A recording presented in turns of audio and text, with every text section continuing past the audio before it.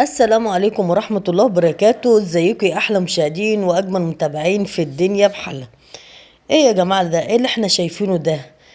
إيه يعني؟ بسم الله ما شاء الله، احنا بقينا في زمن العجائب. والله بقينا في زمن العجائب. لما نشوف الفنان محمد رمضان وهو ببدلة كده زي الرقص، وعمال يهز في وسطه وعمال يرقص. يعني حاجة مسخرة الصراحة. يعني بجد انا مش عارفه اقول ايه. لما اولادنا كده يشوفوا الفيديو ده كده، ولا يسالونا ولا يقولونا ايه ده يا ماما، ده هنرد عليه ونقول ايه؟ طبعا بعد الخير اللي محمد رمضان عمله في رمضان، والناس اتعاطفت معاه بالخير اللي عمله في رمضان. وقال استنوني بعد رمضان، هطلع لكم بمفاجأة. بس يا ريته يعني ما شفنا المفاجأة اللي كان بيقول لنا عليه.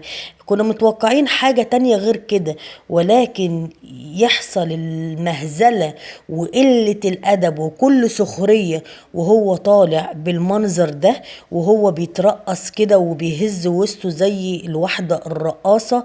يعني بجد احنا زي ما انا قلت لكم في زمن العجائب، والله بقينا بزمن العجائب. يعني لما نشوف كده، طبعا ديت مش يعني اول حاجه، احنا كنا بنشوف حاجات كتيره الصراحه واتكلمنا عليها. شفنا قبل كده احمد سعد واخوه لما كان لابس شباكه ولما كان لابس حلق. وشفنا محمد سامي لما كان راكب مع زوجته في العربية وكان لابس حلق. لكن نشوف كمان الفنان محمد رمضان وهو لابس بدلة رقص وبيهز وسطه كده زي الواحدة الرقاصة. والعجيب والغريب يعني اللي مزعلنا كمان، يعني انت عارف يا محمد رمضان اللي فيه الملايين هيشوفوك بالمنظر ده. والغريبة كمان يطلع علم مصر ويرفعه بعد الرقص والغنى والمسخرة وقلة الأدب، يطلع علم مصر. بجد يعني احنا بقينا في زمن العجائب. والله بقينا في زمن العجائب.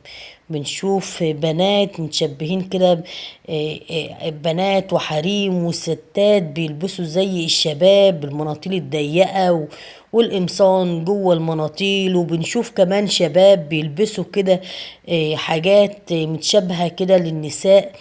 وكمان يعني مش عارفة، والله أنا مش عارفة أعلق ولا أقول إيه بالمسخرة اللي إحنا بنشوفها دي. يعني شفنا البرنامج بتاع محمد رمضان، أي نعم أنا بقول خير، في ناس كتيرة يقولوا ده هو كسب أكتر من كده، بس الفكرة عجبتنا اللي هو ساعد ناس حتى لو هو كسب أكتر من الفلوس اللي هو بيدفعها. بس كانت فكرة حلوة. و... وفي ناس كتيرة قوي حبوا الموضوع ده. وكان بنشوف أطفالنا كده ويستنوا البرنامج بتاع محمد رمضان على الخير اللي هو بيعمله، على البرنامج اللي احنا بنتفرج عليه. فاولادنا لما يجي يبحثوا كده عن النت ولا اليوتيوب ولا تيك توك ولا ايا كان، يقولوا محمد رمضان كده ويشوفوه باللبس والمسخرة ده. يعني انا مش عارفة الصراحة هم عايزين يوقعوا ديننا